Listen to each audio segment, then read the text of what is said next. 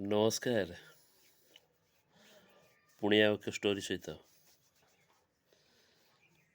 ଆଶା କରୁଛି ଭଲ ଲାଗିବ ଆଉ ଲାଇଫରେ ଯଦି ୟାକୁ ଇମ୍ପ୍ଲିମେଣ୍ଟ କରିନେବେ ବହୁତ ବଡ଼ ସଫଳତା ପାଇବେ। ଷ୍ଟୋରିଟି ଏମିତି, ଗୋଟେ ବଳଦ ଗୋଟେ କୂଅ ଭିତରେ ପଡ଼ିଯାଏ।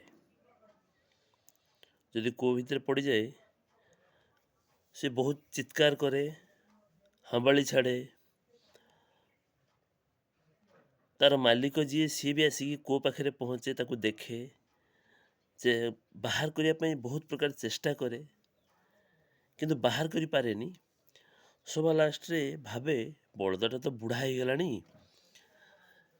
ତାକୁ ଆଉ ବାହାର କରି କିଛି ଲାଭ ନାହିଁ, ବରଂ ତାକୁ ଏଇଠି ପୋତି ଦେଲେ ସରିଯିବ, ସେ ମରିଯିବ, ଆଉ କାହିଁ ଖାଲି ଅନ୍ନେସେସରି ତାକୁ ବାହାର କରିକି ଦୁନିଆ ପରିଶ୍ରମ କରିବେ। ତ ସେଥିପାଇଁ ସେ ସବୁ ଗାଁ ସାରାରେ ଯେତିକି ଲୋକ ଥିଲେ ସମସ୍ତଙ୍କୁ ଡାକିଦିଏ। ସମସ୍ତେ ଆସନ୍ତି ଆଉ ସେ କୂଅରେ ବେଲଚାରେ ସବୁ ମାଟି ନେଇକି ପକାଇବା ଆରମ୍ଭ କରନ୍ତି। ତ ବଳଦ ତାକୁ ଲକ୍ଷ୍ୟ করে ଦେଖେ, ସେ ଜାଣିପାରେ ଯେ ତାର ଯେଉଁ ମାଲିକ ସେ ଚାହୁଁନି ତାକୁ ବାହାର କରିବା ପାଇଁ, ତାକୁ ମାରିଦେବା ପାଇଁ ଚେଷ୍ଟା କରୁଛି, ପୋତି ଦେବା ପାଇଁ ଚେଷ୍ଟା କରୁଛି। ସିଏ କ'ଣ କଲା, ଯେଉଁ ମାଟି ସବୁ ଉପରୁ ଫିଙ୍ଗାଗଲା କୂଅ ଭିତରକୁ ତା ପିଠିରେ ପଡ଼ିଲେ ସେ କ'ଣ କଲା, ଝାଡ଼ିଦେଲା, ଦେଇକି ଛିଡ଼ା ହେଇଗଲା।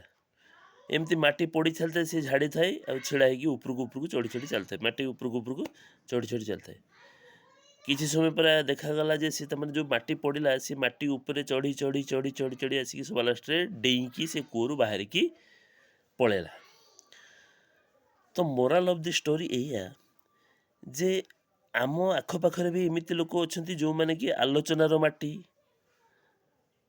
ଡିମୋଟିଭେସନର ମାଟି, ବିଭିନ୍ନ ପ୍ରକାର ମାଟି ଆପଣଙ୍କ ଉପରେ ପକାଇକି ଆପଣଙ୍କୁ ପୋତି ଦେବା ପାଇଁ ଚାହାନ୍ତି, ଆପଣଙ୍କୁ ବିଫଳ କରିବା ପାଇଁ ଚେଷ୍ଟା କରନ୍ତି। କିନ୍ତୁ ଆପଣ ଯଦି ତାକୁ ଝାଡ଼ି ଦେଇକି ତା ଉପରକୁ ଚଢ଼ିକି ଯିବେ ତ ସଫଳତା ଆପଣଙ୍କ ପାଖକୁ ନିଶ୍ଚିତ ଆସିବ।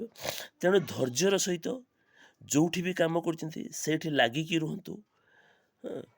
ନିଜ କର୍ମକୁ ସଠିକ୍ ଭାବେ ସମ୍ପାଦନ କରନ୍ତୁ। ଲୋକ କହିବା କଥା ଜମା ଶୁଣନ୍ତୁନି, ଲୋକ ତ କହିବେ, କିନ୍ତୁ ଜୀବନ ଆମର, ବଞ୍ଚିବା ପାଇଁ ପଡ଼ିବ ଆମକୁ, ସଫଳତା ବି ଆମକୁ ଦରକାର। ତେଣୁ ଏ ଆଲୋଚନା ସମାଲୋଚନା ସେ ହେଇପାରିବନି ହେଇପାରିବ ଇଏ ଦୁନିଆ କଥାରେ ଆମର କୌଣସି ମତଲବ ରଖିବାର ନାହିଁ। ଆମକୁ କେବଳ ସଫଳତା ଉପରେ ଫୋକସ୍ ରଖିବାର ଅଛି, ଆମକୁ ଆଗକୁ ବଢ଼ିବାର ଅଛି। ତ ଯଦି ଭଲ ଲାଗିଥିବ ଲୋକଙ୍କ ସହିତ ସେୟାର କରନ୍ତୁ। ଗପଟି ବହୁତ ମୋରାଲ ବେସ୍ରେ ଥିଲା, ତେଣୁ ଭଲ ଲାଗିଲା, ମୁଁ ଆପଣଙ୍କ ସହିତ ସେୟାର କଲି।